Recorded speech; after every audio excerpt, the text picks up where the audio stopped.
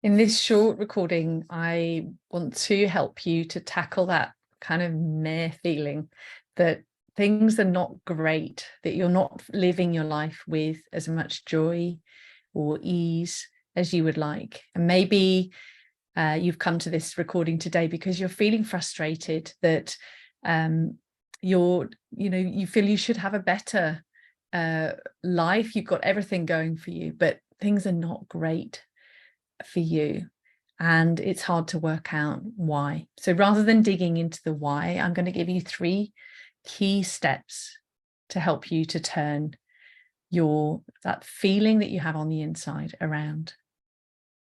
Now, the first step that is so important and powerful is the internal acceptance of yourself and cultivating a voice that is supportive of yourself. One of the reasons that people just feel not great is because your internal voice is telling you that you're not good enough, that it's wrong, that you make mistakes, that you're messy, that you're not great at everything, you're not competent at everything. Maybe you're comparing yourself to other people.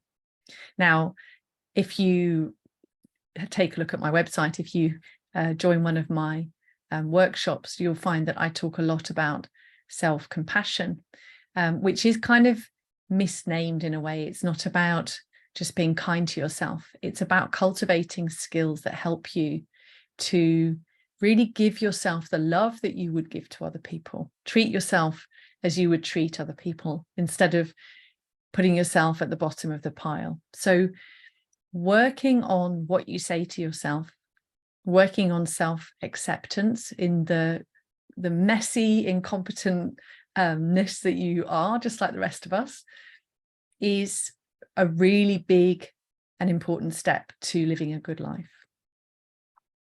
But the second step is equally as important, and this is the step of connection. Now, one of the things I've already alluded to is the fact that we all struggle. Nobody has it sorted. I'm always amazed that whoever I work with, however powerful or high achieving they are, they struggle too. We all struggle. And by working on reminding yourself of that fact, what you find is that you naturally start to feel more connected with other people. And if you've already accepted that we all struggle, but you still feel isolated or alone, take some action steps to build connections intentionally in your life. Who inspires you? Who raises you up? Who makes you belly laugh? How often are you spending time around people like that? Make a list, work on it. It's something that you can do something about. You can change how connected you feel through the decisions that you make. So that is the second very powerful step. And I hope this video will inspire you to take some action around connection. And then the third, again, another big step, but you can break it down into smaller chunks, is about letting go. Part of the reason that you feel exhausted and flat is when you're clinging tightly to your life, when you're clinging tightly to outcomes, when you're trying to control other people and other people's behaviors. Maybe you're trying to make sure that other people aren't upset by you, by what you say or what you do. Actually, all of that control that your brain is driving you to try and cling on to is an illusion. But I found letting go really, really hard when I started working on this. So I just want to make this a little bit easier for you. A really important step to learning to let go is self-trust. So my suggested action for you around this step of learning to let go is to practice cultivating trust in yourself. And if you don't trust yourself, ask yourself, why is that? Are you lying to yourself? Are you untrustworthy around your own boundaries? Or if you say that you're going to do something, do you do it?